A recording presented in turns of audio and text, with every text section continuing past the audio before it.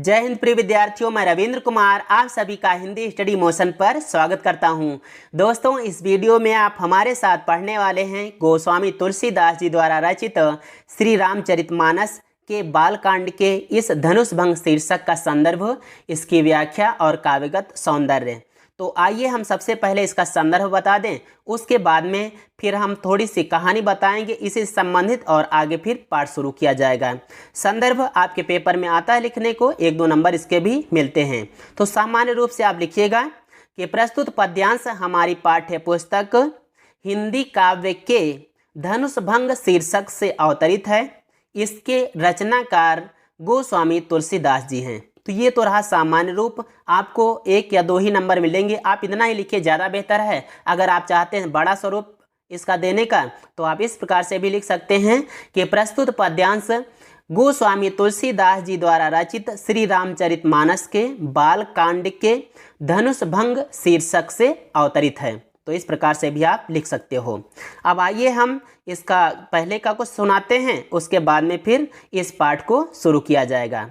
देखिए दोस्तों, महाराज जनक जो कि जनकपुर के राजा थे, उन्होंने अपनी बेटी यानी सीता जी का विवाह जो करने का संकल्प लिया था। उन्होंने कहा था कि यह जो धनुष है, शिव जी का धनुष, इसको जो भंग कर देगा अर्थात तोड़ देगा, उसके साथ मेरी बेटी सीता जी का विवाह होगा। तो दोस्तों, आज वही दिन है यानी धनुष भंग करने का। तो बड़े बड़े योद्धा आए हैं, बड़े दूर दूर से आए हैं, लेकिन कोई भी योद्धा उस धनुष को छू तक ना सका। अब समय आ गया है शुभ वाला, इतना शुभ कि विश्वामित्र ने समझ लिया कि वो समय है जबकि श्री रामचंद्र इस धनुष को भंग कर सकते हैं। तो उन्होंने श्री रामचंद्र जी से आदेश दिया उनको कि आप चलिए धनुष को भंग कीजिए। आगे क्या होता है हम बताते हैं। दोस्तों, यहाँ पर शुरुआत में बताया जाएगा कि जैसे सूर्य का उदय होते समय सूर्य कब उदित होता है भाई, उदयाचल पर उदित होता है। और जब उदित होता है तो छोटा सा और लाल लाल टमाटर जैसा होता है। और जब वो उदित होता है तो कमल खिल उठते हैं। कमल खिलते हैं तो उनको देखकर उनके ऊपर भंवरे भी मंडराने लगते हैं। यहाँ पर श्री रामचंद्र जी को बाल सूर्य बताया जाएगा। उदयाचल जो बताया गया है वो सभा मंडप है। और जो वहाँ पर संत लोग इकट्ठा हुए हैं उनको कमल बताया जाएगा। और जो ये भ्रमर बताया गया है यहाँ पर संत जनों के नेत्रों को भ्रमर बताया जाएगा। तो आइए हम शुरू करते हैं। उदित उदय गिरि मंच पर रघुबर बाल पतंग, बिकसे संत सरोज सब हर से लोचन भृंग। उदित हुए उदयगिरि यानी उदयाचल रूपी मंच पर, रघुबर माने श्री रामचंद्र जी, और बाल पतंग, बाल माने छोटे से, पतंग माने सूर्य के समान। तो उदयाचल रूपी मंच पर बाल सूर्य रूपी श्री रामचंद्र जी उदित हुए, अर्थात वहाँ पर उपस्थित हुए। कहाँ पर उपस्थित हुए? सभा मंडप में। और यहाँ पर दोस्तों रूपक अलंकार है, ठीक है। यहाँ पर उदयाचल मंच बताया गया है, श्री रामचंद्र जी को बाल सूर्य बता दिया गया है। आगे भी रूपक ही होगा। आगे है बिकसे संत सरोज सब। हुआ क्या? संत सरोज, संत जन रूपी, सरोज माने कमल, बिकसे माने खिल उठे। तो जब उदयाचल रूपी मंच पर बाल सूर्य स्वरूप श्री रामचंद्र जी उदित हुए तो उनको देखकर सब संत जन रूपी कमल खिल उठे और उनके भृंग माने भ्रमर रूपी, लोचन माने नेत्र, हर्षे माने प्रसन्नचित्त हो गए, अर्थात प्रसन्न हो गए।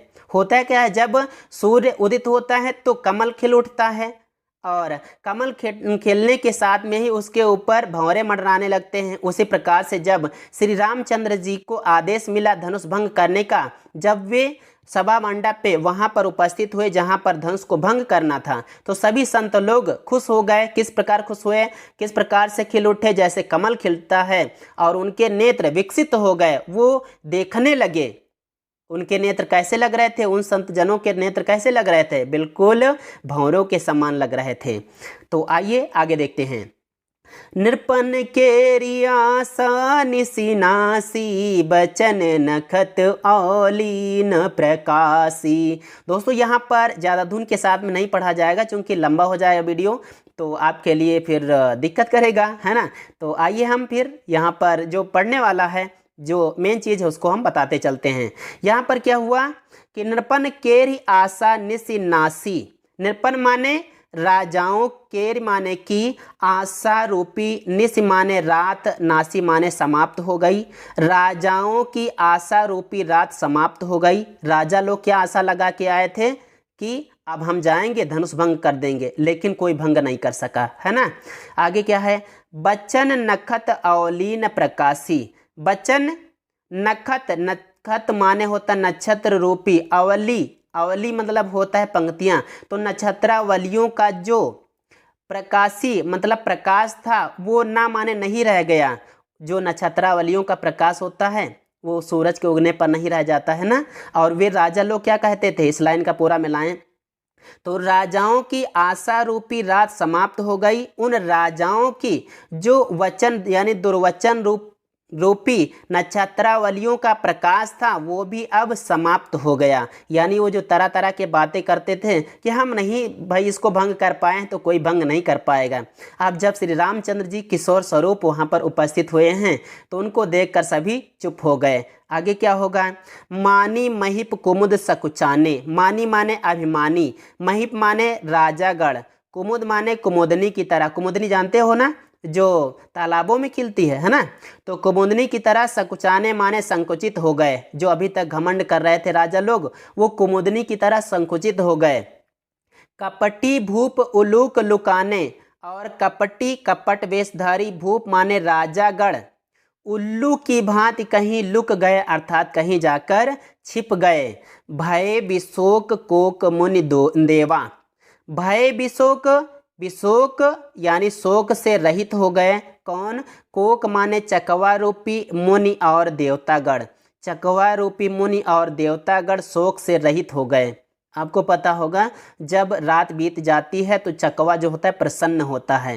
तो उसी प्रकार से यहाँ पर जब श्री रामचंद्र जी वहाँ धनुष भंग करने के लिए पहुँचे तो मुनि और देवता लोग भी शोक से रहित हो गए, यानी अब वो भी प्रसन्न हो गए। बरसहि सुमन जनावहि सेवा। अब वे सभी मुनि और देवतागण, सुमन माने फूलों की, बरसहि माने वर्षा करके, जनावहि सेवा, सेवा प्रकट करने लगे। गुर पद बंद सहित अनुरागा, राम मुनिन सन आयसु मांगा। तो गुर पद श्री रामचंद्र जी के बारे में बताया जा रहा है कि गुरु के पद माने चरणों की, बंद माने वंदना करा, और सहित अनुरागा, अनुराग के साथ अर्थात प्रेम के साथ। तो गुरु के चरणों की प्रेम के साथ वंदना करके रामचंद्र जी ने मुनिन सन, मुनियों से आशीर्वाद, आदेश मांगा। ठीक है, आयस माने होता है आदेश, आदेश मांगा। सहजई चले सकल जग स्वामी। वे जग स्वामी माने संसार के स्वामी श्री रामचंद्र जी, सकल माने सारे, तो सारे संसार के स्वामी श्री रामचंद्र जी सहजई चले, स्वाभाविक रूप से चले। जैसे मत माने मतवाला, मंजू माने सुंदर, बर माने श्रेष्ठ, कुंजर माने हाथी स्वाभाविक गति से चलता है। जिस प्रकार मतवाला, सुंदर, श्रेष्ठ, हाथी स्वाभाविक गति से चलता है, उसी प्रकार से सारे जग के स्वामी श्री रामचंद्र जी भी स्वाभाविक गति से धनुष को भंग करने के लिए आगे बढ़े। चलत राम सब पुर नर नारी। सब पुर नर नारी, राम को चलते हुए देखकर यानी जाते हुए देखकर सारे नगर के स्त्री पुरुष पुलक पूर तन भय सुखारी। उनका जो तन था, शरीर था, वो पूरा का पूरा पुलकित हो उठा और वे सभी सुखी हो गए। इस लाइन का फिर से देखो, हमने कहा है जब श्री रामचंद्र जी को वहाँ पर जाते हुए सभी नर नारियों ने देखा तो वे उन सभी के शरीर रोमांचित हो गए और वे सभी सुख का अनुभव करने लगे। बंद पितर सुर संकृत संभारे। उन सभी ने यानी नगरवासियों ने अपने पितर माने पितरों यानी पूर्वजों, सुर माने देवताओं की, बंदी माने वंदना करने लगे। वे सभी अपने पितरों और देवताओं की वंदना करने लगे, संकृत संभारे और अपने पुण्यों को याद किया। जो कछु पुण्य प्रभाव हमारे, वे सभी नर नारी कहने लगे कि जो कछु यदि कुछ भी पुण्य प्रभाव हमारे पुण्यों का कोई प्रभाव हो तो स्यूधन मृणाल की नाई तोरहु राम गणेश गोसाई। तो हे गणेश गोस्वामी, हमारे रामचंद्र जी शिव जी के धनुष को मृणाल माने कमल की, नाई माने तरह, तोरहु माने तोड़ दें। उन सभी ने क्या हुआ, यहाँ पर से फिर से देख लो 2 पंक्तियों का, फिर आगे बढ़ते हैं। तो उन सभी नर नारियों ने अपने पूर्वजों को, देवताओं की वंदना की, अपने पुण्यों को याद किया और कहा यदि हमारे पुण्यों का कोई प्रभाव हो तो हे गणेश गोस्वामी, हमारे श्री रामचंद्र जी शिव जी के धनुष को कमल दंड की तरह, मृणाल माने कमल होता है तो कमल की तरह कहने वाला कमल के डंडे की तरह, डंडी की तरह तोड़ दें। इस प्रकार से यहाँ पर स्पष्ट हो गया। दोस्तों अगर यहाँ पर हम इसका काव्यगत सौंदर्य साथ साथ में बताते चलेंगे तो फिर काफ़ी ज़्यादा समय लग जाएगा। हम बता देंगे, देखिए यहाँ पर जैसे कई जगह पर आया है, यहाँ मानी महिप देख लें तो यहाँ पर रूपक, यहाँ महिप और कुमुद, यहाँ पर रूपक हो गया, मानी महिप में अनुप्रास हो गया। इसी प्रकार से कपटी भूप उलूक यहाँ पर रूपक हो गया। तो जगह जगह पर रूपक है और जहाँ कहीं वर्ण की आवृत्ति हो जाएगी तो वहाँ पर अनुप्रास हो जाएगा। इस प्रकार से आप समझ लीजिएगा। आइए आगे बढ़ते हैं।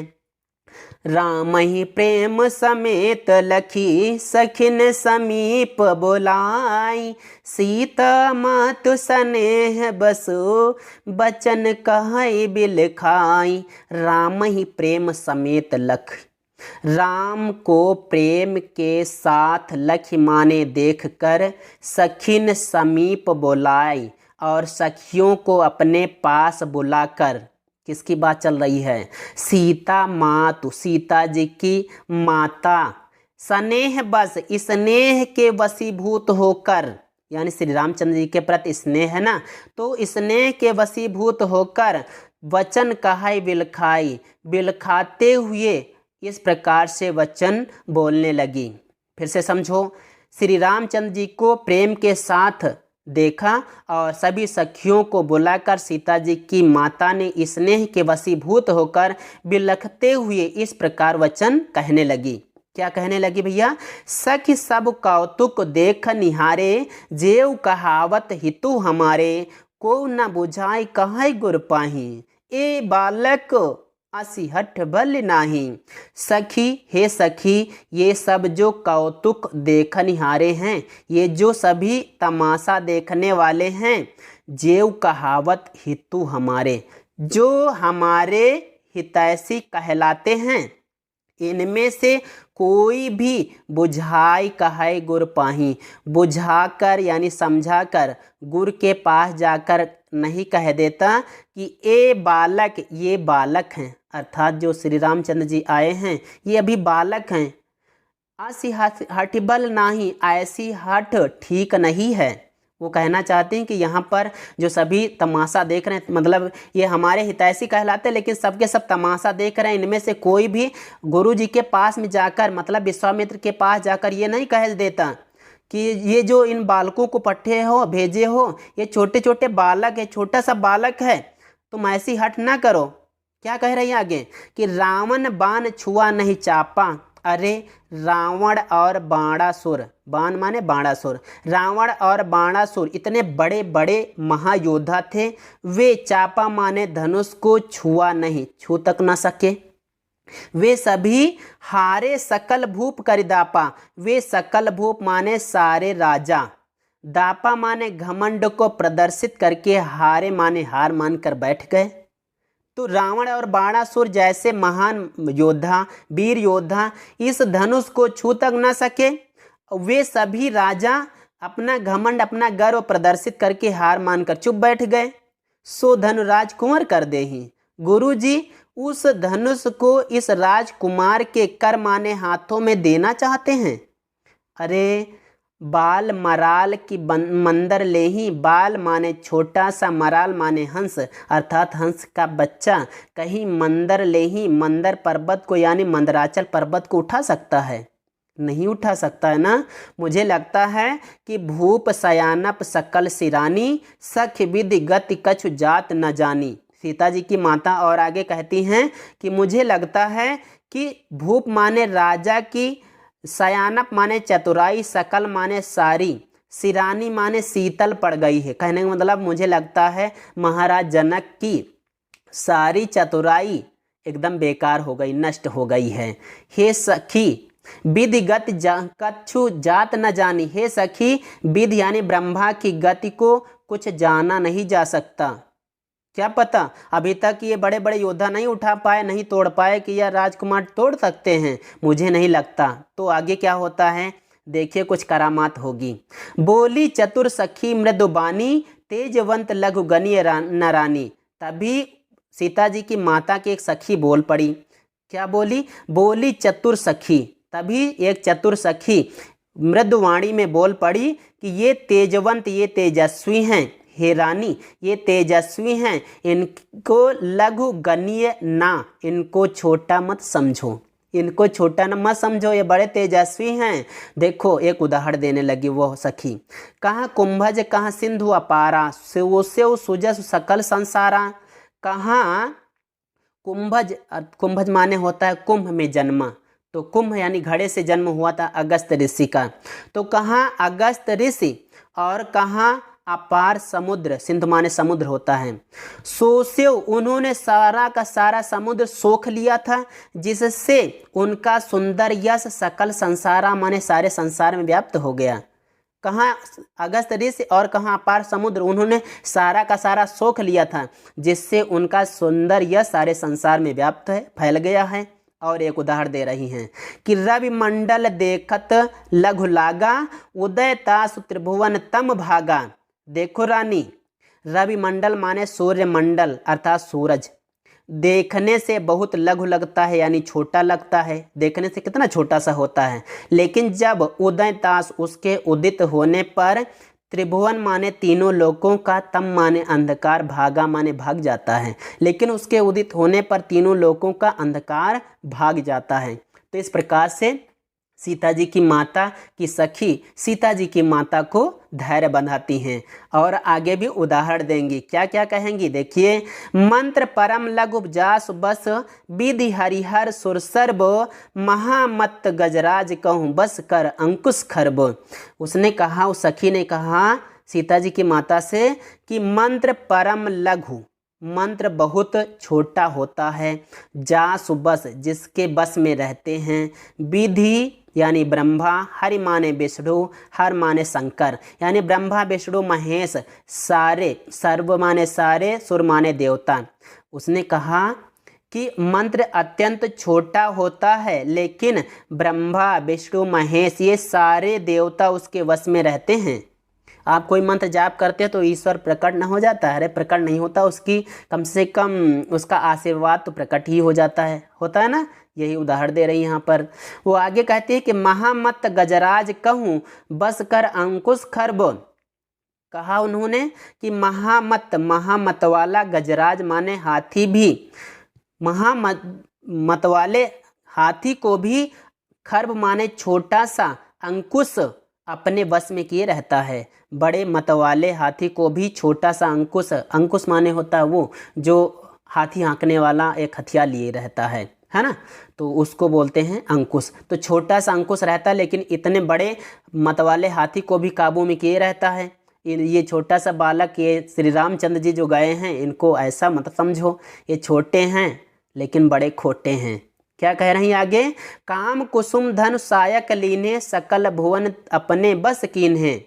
काम माने कामदेव ने, कुसुम धन माने फूलों का धनुष, सायक माने बाण ले लिया है। कामदेव ने फूलों का धनुष और बाण ग्रहण कर लिया है, और सकल भुवन अपने बस कीने, सारे भुवन को यानी तीनों लोकों को उन्होंने अपने वश में कर लिया है।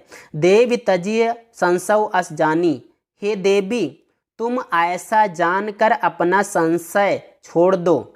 ये सोच लो कि रानी, हे रानी तुम ऐसा सोच लो, ये सुन लो कि हमारे रामचंद्र जी ही धनुष को भंजन करेंगे, धनुष को तोड़ेंगे।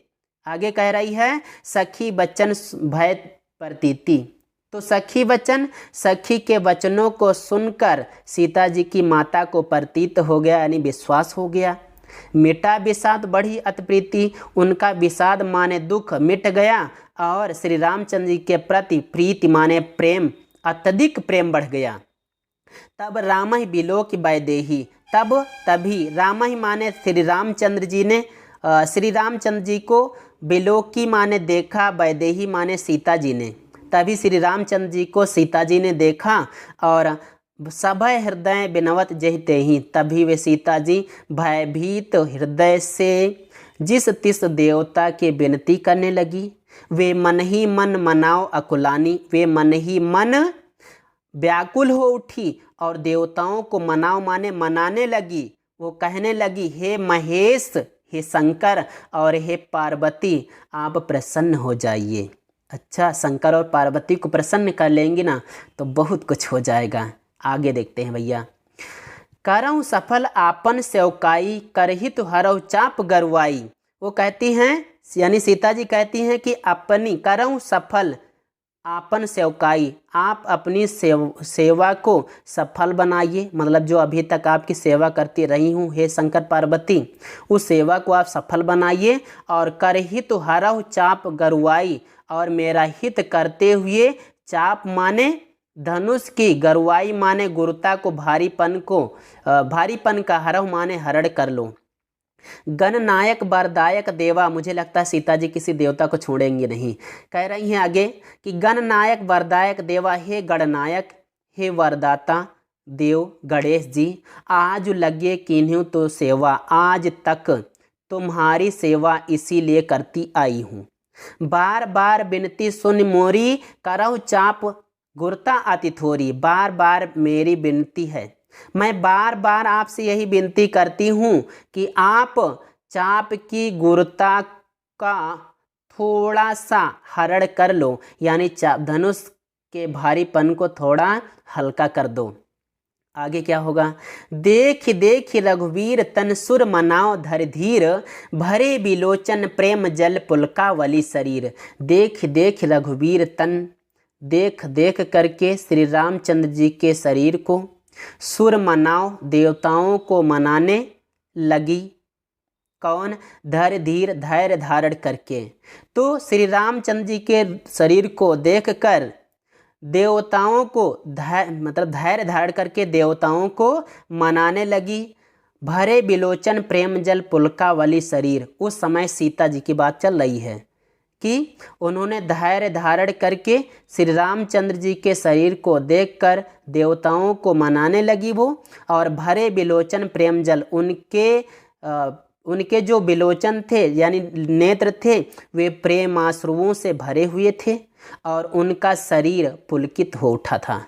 किसका भैया? सीता जी का। आइए इसको फिर से स्पष्ट कर देते हैं। यहाँ पर बताया गया है कि सीता जी ने धैर्य धारण करके श्री रामचंद्र जी के शरीर को देखा और उनको देखकर देवताओं को मनाने लगी। उस समय उनके नेत्र प्रेमाश्रुओं से भर गए और उनका शरीर पुलकित हो उठा, अर्थात रोमांचित हो उठा। अगला देखिएगा। नीके निरख नयन भरि शोभा, पितुपन सुमुरी बहुर मन क्षोभा। आहा तात दारुण हट ठानी, समुझत नहीं कछु लाभ नहानी। सीता जी कहने लगी, सीता जी के बारे में यहाँ पर बताया गया है कि नीके निरख नयन भर शोभा, उन्होंने अच्छी तरीके से निरखा अर्थात देखा। किसको? नयन भर शोभा, श्री रामचंद्र जी की शोभा को नयनों में भरकर।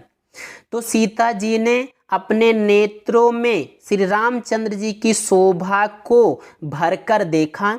फिर पितुपन सुमिर, पिताजी के प्रण को याद करके बहुत उनका जो मन था बहुत क्षुब्ध हुआ, बहुत कष्ट का अनुभव करने लगा। आगे देखो, इस पंक्ति का फिर से देख लो भैया। यहाँ पर बताया गया है कि सीता जी ने श्री रामचंद्र जी के रूप सौंदर्य को, उनकी शोभा को अपने नेत्रों से भरकर देखा। फिर पिताजी के प्रण को याद किया और तब उनका मन बहुत क्षुब्ध हुआ, बहुत दुखी हुआ। उन्होंने सोचा, वो मन ही मन कहने लगी, अरे तात ने अर्थात पिताजी ने भयंकर हठ ठाना है, समुझत नहीं कछु लाभ नहानी। वे कोई लाभ अथवा हानि नहीं समझ रहे हैं। सचिव सभय सिख देह न कोई, ये सचिव लोग भी सभय माने भय के कारण उन्हें सीख देने नहीं जा रहे हैं। बुद्ध समाज बड़ अनुचित होई, अब बुद्ध समाज के लिए, विद्वत समाज के लिए यानी विद्वानों के इस समाज के लिए बहुत बड़ा अनुचित होने वाला है। वो कह रही आगे कि कहाँ धन कुलसहु चाहि कठोरा। सीता जी को इस बात पर दुख है कि देखो इतने बड़े बड़े योद्धा लोग इस धनुष को नहीं उठा पाए, तो उनको भी संदेह है कि ये जो हमारे स्वामी जी, होने वाले स्वामी जी हैं, ये कैसे इसको तोड़ सकते हैं। हमारे पिताजी ने तो गड़बड़ की है, इस शर्त को नहीं रखनी चाहिए थी। मुझे लगता है आज गड़बड़ होके ही रहेगा। चलो आगे देखते हैं भैया क्या होने वाला है। वो कहती हैं कि कहाँ धन कुलसहु चाहि कठोरा।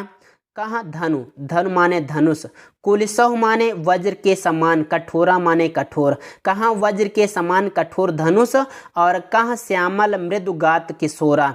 और कहाँ श्यामल माने सांवले, मृदु माने कोमल, गात माने शरीर वाले ये किशोर। कहाँ इतना कहाँ वज्र के समान कठोर धनुष, और कहाँ श्यामल कोमल शरीर वाले ये किशोर। विधि के ही भांति धरऊँ उर धीरा, हे विधि हे ब्रह्मा, मैं किस तरह से अपने उर में, अपने हृदय में धैर्य धारण करूं। सिरस समुन कन वेदीय हीरा। कहीं सिरस माने सिरीस का, समुन मतलब यहाँ पर सुमन होना चाहिए था, ठीक है। सुमन माने फूल, सुमन माने पुष्प। कहीं सिरीस का पुष्प हीरे को बेध सकता है। सिरीस का पुष्प जो होता है दोस्तों, सिरीस का जो फूल होता है बहुत कोमल होता है, और जो ये हीरा है यह बहुत कठोर धातु होती है। तो ये उदाहरण यहाँ पर तुलसीदास जी अपने बुद्ध चातुर्य से कैसे गजब गजब के लाए हैं यहाँ पर, आप देखिए और देखते ही बनता है। यहाँ पर आगे बता रही हैं कि सकल सभा कै मत भय भोरी। मुझे लगता है कि सकल माने सारी, सभा की मत माने बुद्धि भोली पड़ गई है। अब मोहि शंभु चाप गति तोरी। अब हे शिव जी के, शंभु माने शिव जी के, चाप माने धनुष, मैं तुम्हारी गति में हूँ। कहने का मतलब मैं अब तुम्हारी शरण में हूँ। निज जड़ता लोगन पर डारी, तुम अपनी जड़ता को लोगों पर डालकर हो ही हरहु रघुपति ही निहारी। तुम हरहु हो यानी हल्के होकर रघुपति को निहार लो।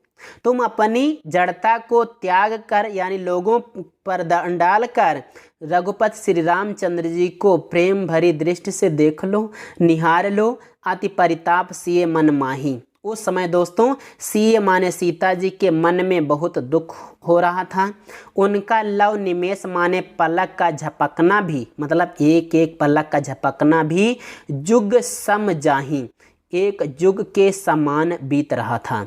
तो यहाँ पर तो भैया उपमा अलंकार हो गया, जुग सम जाही, यहाँ पर उपमा अलंकार है। समझ में आया होगा। यहाँ पर अनुप्रास अलंकार है, ठीक। इसी प्रकार सिरस समुन आया है, सुमन यहाँ पर होना चाहिए, तो यहाँ पर अनुप्रास अलंकार है।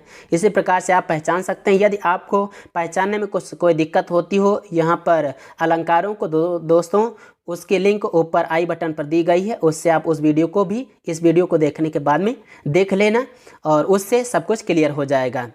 आइए आगे बढ़ते हैं। प्रभु चितई पुनि चितौ मही, राजत लोचन लोल, खेलत मन सिज मीन जुग, जन विधि मंडल डोल।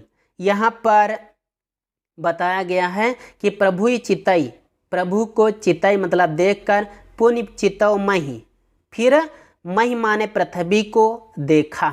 सीता जी की बात चल रही है कि सीता जी ने सबसे पहले प्रभु को चेता, प्रभु को देखा, श्री रामचंद्र जी को देखा, फिर पृथ्वी की ओर देखा। उस समय उनके लोचन लोल, उनके चंचल नेत्र, लोल माने चंचल होता है, लोचन माने नेत्र होता है।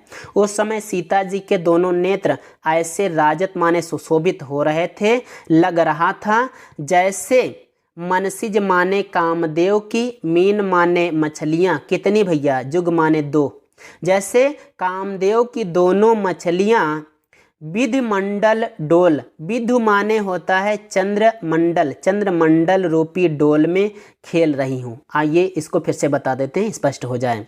तो सीता जी ने सबसे पहले प्रभु को देखा, उसके बाद में पृथ्वी की ओर देखा, उस समय उनके चंचल नेत्र इस प्रकार से सुशोभित हो रहे थे, लग रहा था जैसे कामदेव की दो मछलियां विधिमंडल यानी चंद्रमंडल रूपी डोल में खेल रही हूँ, अर्थात क्रीड़ा कर रही हूँ।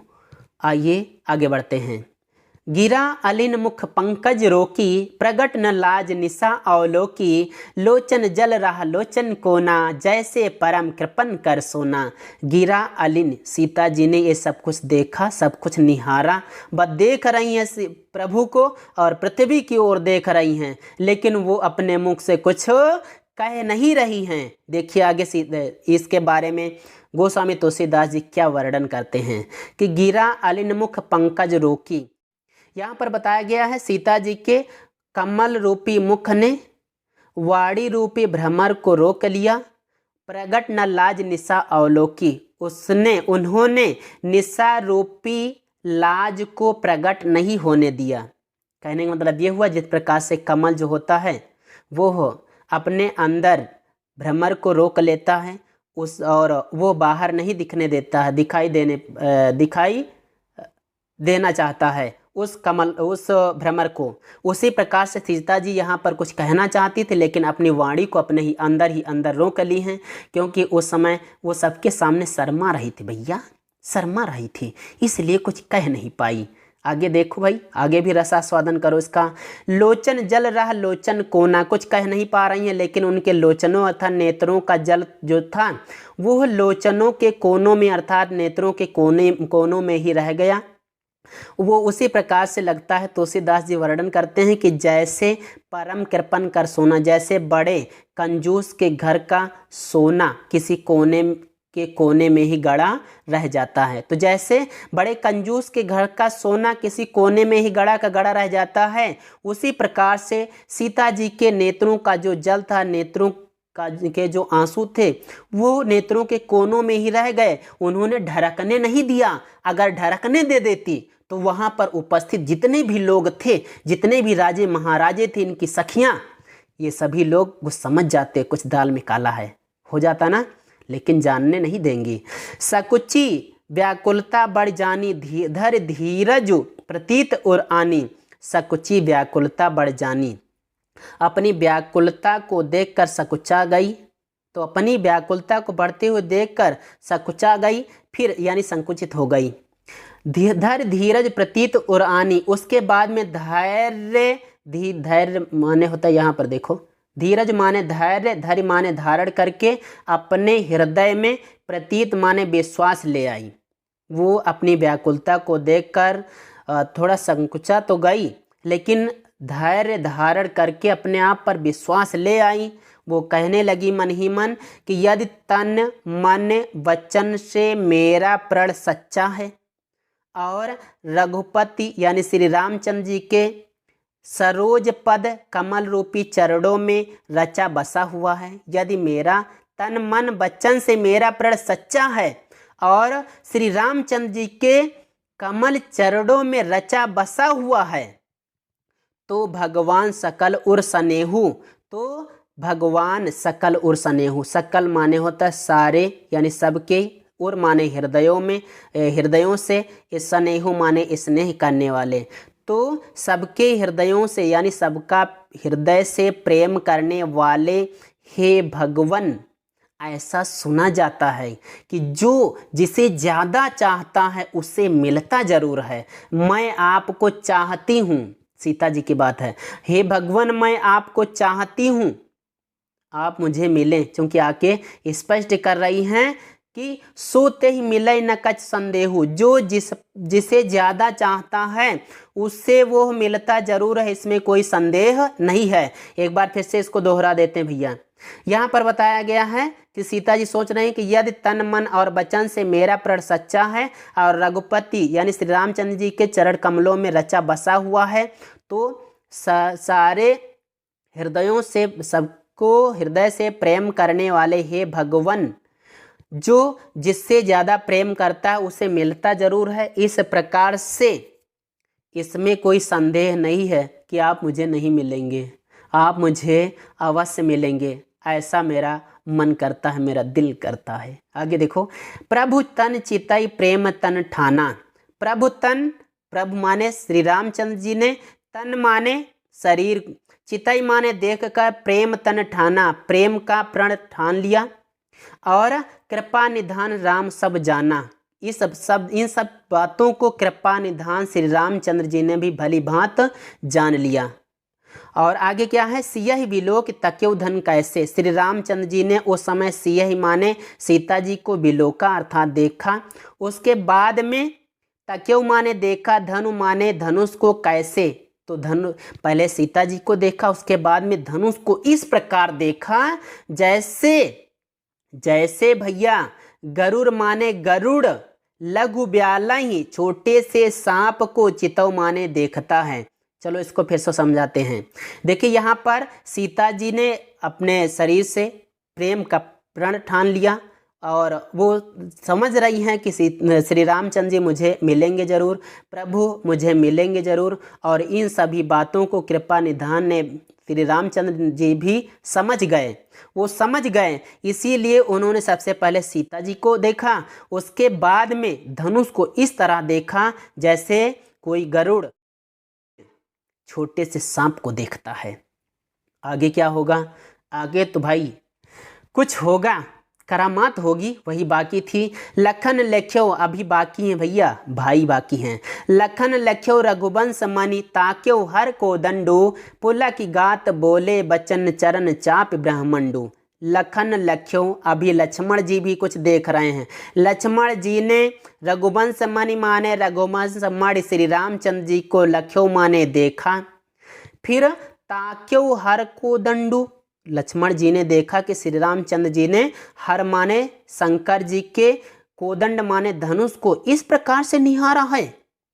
अब उनका गात माने शरीर अर्थात लक्ष्मण का शरीर पुलकित हो गया और पुलकित होते शरीर से वे ऐसे वचन बोले। क्या वचन बोले, आगे देखो, इतना स्पष्ट कर दें फिर चौथे इसका बताते हैं। देखिए यहाँ पर बताया गया है कि लक्ष्मण ने सबसे पहले रघुवंश मणि अर्थात श्री रामचंद्र जी को देखा। उन्होंने देखा कि प्रभु राम ने शिव जी के धनुष को इस प्रकार से निहारा है। तब लक्ष्मण जी का शरीर पुलकित हो उठा, उन्होंने सारे ब्रह्मांड को अपने चरणों में दबा लिया और इस प्रकार बोले। क्या बोले भैया, वो बोले, दिस कुंजरहु कमठ अहि कोला, धरहु धरन धर धीर न डोला, राम चाहि शंकर धन तोरा, हो सजग सुन आयसु मोरा। वो कहने लगे, हे दिस कुंजरहु, दिस माने दिशाओं के, कुंजरहु माने हाथियों अर्थात दिग्गजों, कमठ, कमठ माने होता है कछुआ, अहि माने शेषनाग, कोला माने वाराह। हे दिक्पाल दिग्गजों, हे कच्छप, हे शेषनाग, हे वाराह, आप सभी लोग धैर्य धारण करके, धरनी माने पृथ्वी को धारण किए रहो। आप सभी लोग धैर्य धारण करके पृथ्वी को धारण किए रहो, यह कहीं डोलने ना पाए, कहीं भूचाल ना आने पाए। ऐसा लक्ष्मण जी ने क्यों कहा, आपने दोस्तों सुना होगा कि लोग कहते हैं कि इस पृथ्वी को ये शेषनाग उठाए हुए हैं, कोई कहता है कछुआ उठाए हुए हैं, यानी कछुए की पीठ पर ये धरती रोकी हुई है, कोई कहता है कि वाराह इसको रोके हुए है। तो इन सभी बातों को लेकर यहाँ पर गोस्वामी तुलसीदास जी ने रच ही डाला, यहाँ पर लिख डाला। बाकी विज्ञान क्या मानता है उस चीज़ को आप ज़्यादा मानते होंगे, लेकिन पढ़ते जो आए हैं उस चीज़ को यहाँ पर क्लियर करते हैं। देखिए यहाँ पर तुलसीदास जी क्या लिखते हैं कि लक्ष्मण जी ने कहा, हे दिक्पाल दिग्गजों, हे कच्छप, हे शेषनाग, हे वाराह, आप सभी लोग धैर्य धारण करके इस पृथ्वी को धारण किए रहो, या कहीं हिलने डुलने ना पाए अर्थात भूचाल ना आने पाए, क्योंकि इस समय हमारे भाई श्री रामचंद्र जी शंकर जी के धनुष को तोड़ना चाहते हैं। इसलिए आप सभी लोग सजग होकर मेरे आदेश को सुन लो और सावधान हो जाओ। चाप समीप राम जब आए, जब राम धनुष के पास आए तो नर नारिन सुर सकृत मनाए। जब श्री रामचंद्र जी उस धनुष के पास में आए तो पूर्ववासी सभी नर नारियों ने और सुर माने देवताओं ने अपने सुकृत माने पुण्यों को मनाए माने याद किया। सब कर संशय और अज्ञानु, सब कर माने सबका संशय और अज्ञान। मंद महीपन कर अभिमानु, मंद माने होता है मंद बुद्धि, महीपन माने राजाओं का, अभिमानु माने अभिमान। आगे क्या है, आगे बड़ा लंबा है, इतना क्लियर करवा देते पहले। यहाँ पर बताया गया, इस लाइन से बता देते हैं। कहा गया है कि जब श्री रामचंद्र जी उस धनुष के पास में आए तो सभी स्त्री पुरुषों और देवताओं ने अपने पुण्यों को याद किया। उन सभी का वे सभी लोग अपने पुण्यों को याद किया। तब उनका सारा संदेह, चूंकि अब संदेह कुछ जाने वाला है ना सबका, तो सारा संदेह और अज्ञान, मंद बुद्धि राजाओं का अभिमान यानी घमंड, और भृगुपति केर गर्भ गरुआई। भृगुपति माने होता है, भृगुपति कहते हैं यहाँ पर परशुराम को। भृगुपति किसको कहते हैं भैया, परशुराम को कहते हैं। तो परशुराम के गर्भ की गुरुता। सुर मुनिबरन केरी कदराई, सुर माने देवताओं, मुनिबरन माने मुनियों, केरी माने की, कदराई माने घबराहट। देवता मुनि लोग अभी तक जो घबराए हुए थे वो इसलिए घबराए थे कि ये देखो बड़े बड़े योद्धा लोग इस धनुष को नहीं तोड़ पाए हैं। दूसरी चीज़, वे देवता लोग मुनि लोग चाहते भी नहीं थे कि प्रभु श्री रामचंद्र जी के सिवा कोई और धनुष भंग करे। तो इस समय सबकी जो घबराहट थी वो सभी, फिर से देख लो कि परशुराम की गर्भ की गुरुता, देवताओं और मुनियों की घबराहट, सीता जी का शोकजन्य विचार और जनक का पश्चाताप, रानियों कर मतलब रानियों का दारुण माने भयंकर दुख रूपी दावानल, मतलब रानी लोग जो दुख कर रही थी उसको यहाँ पर दावानल बता दिया है गोस्वामी तुलसीदास ने। तो यहाँ पर दुख रूपी दावानल अर्थात रूपक अलंकार हो जाएगा।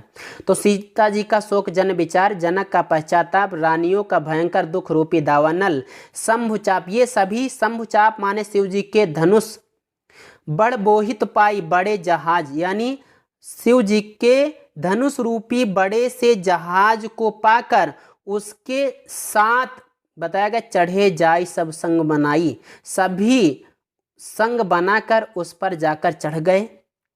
राम बाहुबल सिंधु अपारू, ये सभी लोग, ये जितने भी चीज़ें थी अभी तक जितना कुछ बताया गया कि परशुराम के गर्भ की गुरुता, देवताओं मुनियों की घबराहट, सीता जी का शोक यानी जो दुख कर रही थी वो भी, जनक पश्चाताप कर रहे थे भाई ये हमने बहुत गलत किया, ऐसा ना किए होते, ऐसे शर्त न रखे होते, रानियां भी दुखी थी, उनका दुख रूपी दावानल, ये सभी शिव जी के धनुष रूपी बड़े से जहाज को पाकर एक साथ जाकर उस पर चढ़ गए।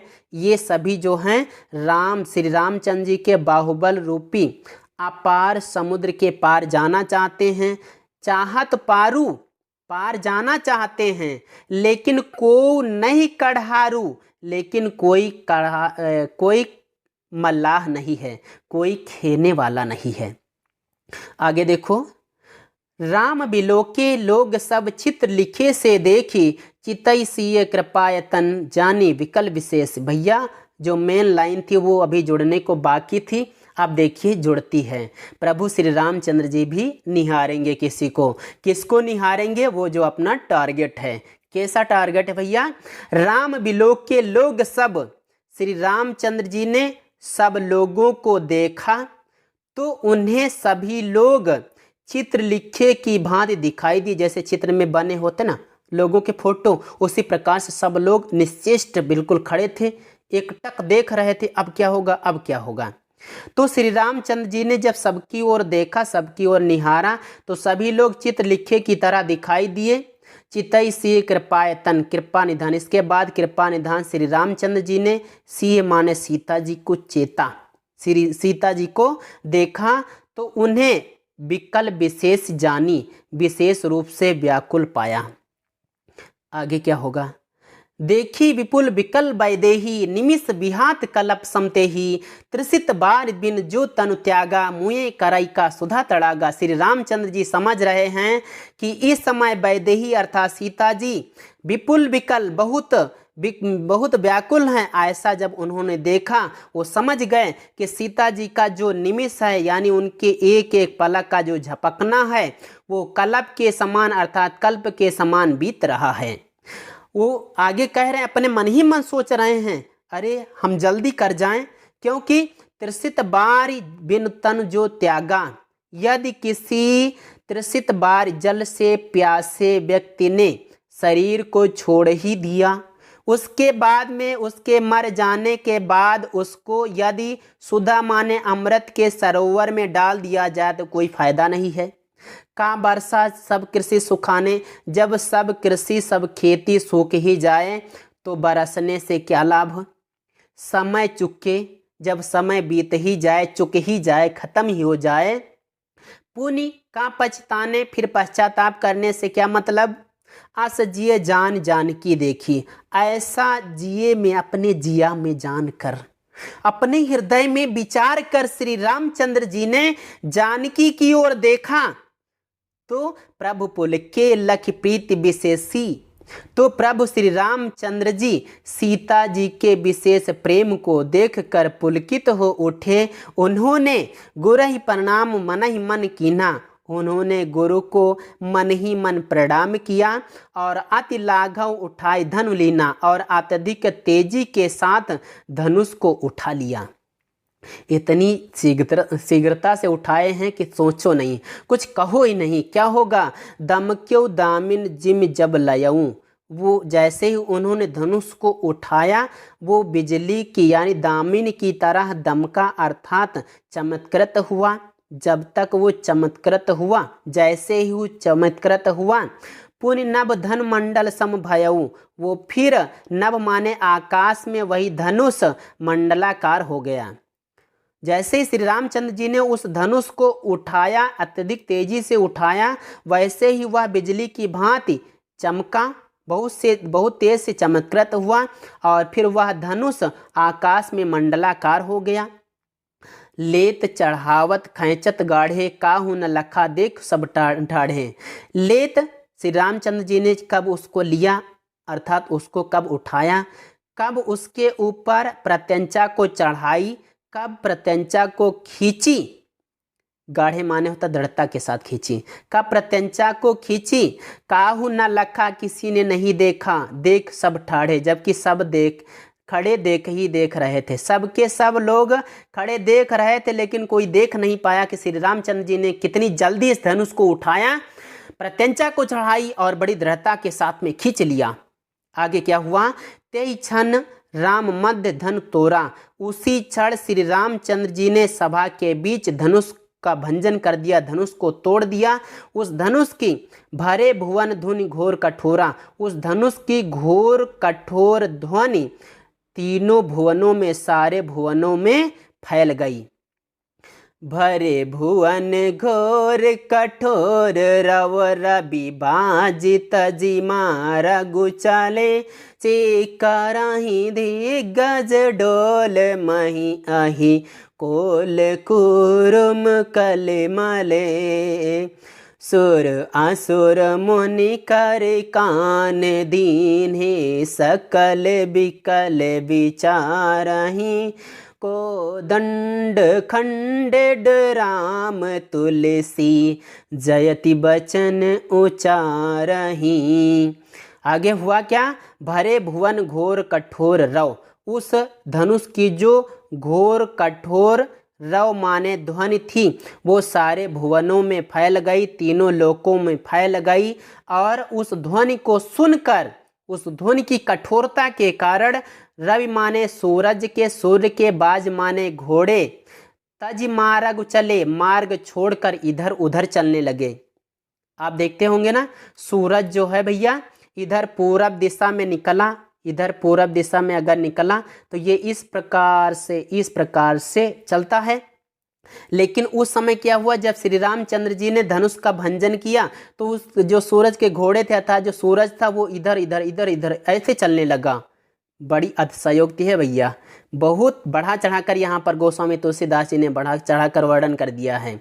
जब उस घोर कठोर ध्वनि को, वह घोर कठोर ध्वनि तीनों लोकों में फैल गई, उस कठोरता के कारण सूरज के घोड़े, सूर्य के घोड़े अपना मार्ग छोड़कर इधर उधर चलने लगे। चिक्करही दिग्गज, दिग्गज माने हाथी, चिक्करही माने चिघाड़ने लगे।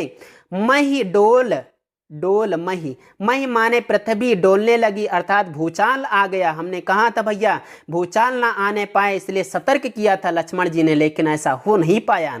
आई कोल कूरुम कलमले, आई माने शेषनाग, कोल कोल माने होता है वाराह, कूरुम माने कच्छप, ये सभी कलमलाने लगे।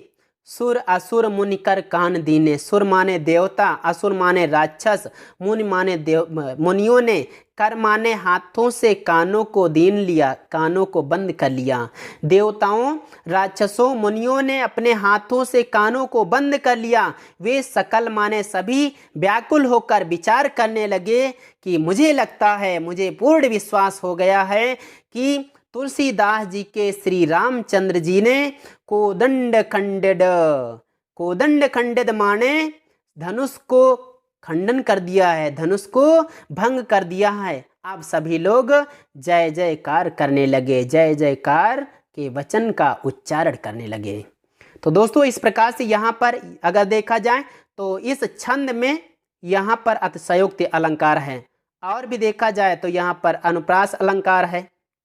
इसी प्रकार से अगर देखा जाए तो बहुत सारे यहाँ पर मिल जाएंगे। जैसे यहाँ पर देखिए यहाँ पर ये कौन सा भैया, हाँ जी विकल्प विचार है, यहाँ पर भी अनुप्रास है। आप अगर ऐसे ढूंढेंगे तो बहुत सारी जगह पर अनुप्रास मिलेंगे। देखिए दोस्तों अब आइए इस काव्य का सौंदर्य के बारे में बता दें। यहाँ पर भाषा अवधी भाषा है, ठीक है, अवधी भाषा में लिखा गया, यह पूरा शीर्षक रहा। अगर शैली की बात कर लें तो प्रबंधात्मक है। रस की बात करें तो यहाँ पर बीच बीच में वीर रस आया, जैसे कि यहाँ पर इस छंद में भी वीर रस आया है, ठीक है, यहाँ पर वीर रस है। और श्रृंगार है, जहाँ पर सीता जी की बात हुई वहाँ पर श्रृंगार रस है। और जगह जगह पर उपमा है, रूपक है, अनुप्रास है। इन सब चीज़ों को आप पहचान सकते हैं। अच्छा छंद की बात करें तो आप समझते ही हैं, शुरुआत में जो पहले आते थे दोहा थे, और ये जो है यहाँ पर ये भैया चौपाई है, आप इसको समझ रहे हैं, ये वाला छंद हो गया। तो और शब्द शक्ति देखा जाए तो शब्द शक्ति अभिधा और लक्षणाएं साथ साथ में गुण, प्रसाद और माधुर्य रहा है। तो यहाँ तक हमें उम्मीद है कि आप सभी लोगों ने अच्छी तरीके से समझ लिया होगा और हम इसको समझाने में कामयाब हुए होंगे। दोस्तों यदि आपको यह वीडियो अच्छा लगा हो तो एक लाइक इस मेहनत के लिए कर दो, मेरे लिए मत करना, है ना। तो इस मेहनत के लिए एक लाइक, और अगर आप इस चैनल पर नए हैं तो चैनल को भी सब्सक्राइब कर लो, लेकिन जाते जाते एक दोस्त को शेयर भी कर देना। आइए दोस्तों चलते हैं अगले वीडियो में, अगला टॉपिक लेकर फिर से उपस्थित होंगे। तो जय हिंद, वंदे मातरम।